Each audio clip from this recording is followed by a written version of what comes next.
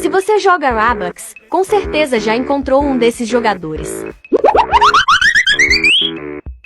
Me dá Robux, por favor, só um pouquinho. Prometo que te pago depois.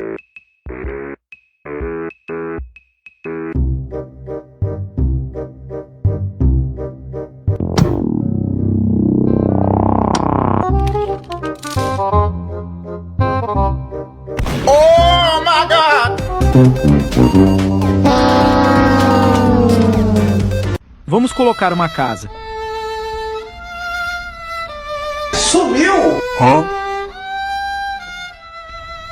Você está jogando errado. É assim, ó.